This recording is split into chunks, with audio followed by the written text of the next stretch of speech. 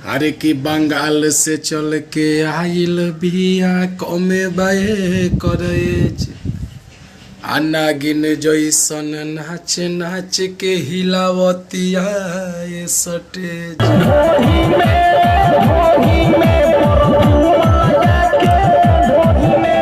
नमस्ते प्रणाम सब भाई लोग के। हम आप सब भाई भोजपुरी गीतकार संजय सराबी और एगो ऐसा गाना के आप सब चुपके चुपके प्यारे से देता नहीं कि जब बाराती में गई तब था लगा। अरे की कोरिया कोरिया पालो बाए करे गोरे गोरे बॉडी आ संजय सराबी सोवर बरतने से नोट के फेंके गोडी। एक अपडेट आया है सामने कि भाई जौन गाना लिखले रहनी हम परफ्यूम लगा के ढोढ़ी में एसएस फिल्म मोतिहारी रतन रत्नेश की आवाज़ में 1 साल पुराना गाना इतना धूम मचावा ऑर्केस्ट्रा में कि कबो सोच लेना रही।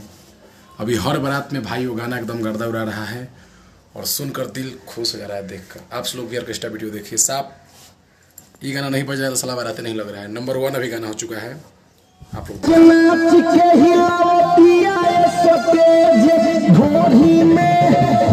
चलिए कहीं ना कहीं आप सबका बहुत सारा प्यार आशीर्वाद मिल रहा है और इसी तरह मिलते रहे। हमेशा कोई ना कोई गाने का आप लोग प्यार आशीर्वाद देते रहते हैं और हम लोग कोशिश करते हैं कि अच्छा से अच्छा गाना आप लोग का मनोरंजन के लिए करें। और भाई परफ्यूम लगा के ढूंढी में ये गाना जो आप सब सुनाता नहीं अभी के डेट में बाजता हर ऑर्केस्ट्रा हर बारात में एकदम गर्दा उड़ा दिले बा। सौरभ भाई कंपनी से और रतन रत्नेश जी गाए हुए हैं। आपका भाई का लिखा हुआ गीत है। आप लोग कहाँ से सुन रहे हैं देख रहे हैं आप लोग जरूर कमेंट कीजिएगा। 1 साल पुराना गाना के आप लोग इतना प्यार से बात दे हम सोचले ना रही। अगर व्यूज आप सब स्क्रीनशॉट देख सकता नहीं 2 मिलियन 2 मिलियन प्लस बा तो आप सबको कहीं ना कहीं बहुत सारा प्यार आशीर्वाद मिला था। दिल से लव यू, शुक्रिया, धन्यवाद। और ये हमारा वीडियो अगर फेसबुक पेज पर देखा नहीं तो पेज के फॉलो नहीं कर ली तो कर ली, लाइक कमेंट करी कैसन लगल ये गाना कहाँ बाजता कहाँ से वो सब देखा नहीं सुना नहीं जरूर कमेंट करी।